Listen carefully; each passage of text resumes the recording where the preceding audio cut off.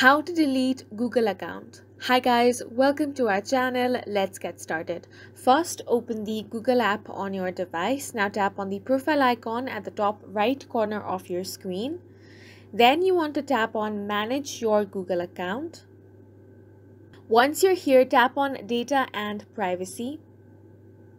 Now scroll down and you're going to find the option of Delete your Google account. So tap on this option.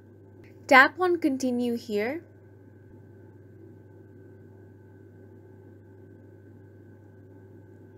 Now you need to go through all of this. Before deleting your Google account, you can also download your data by tapping over here.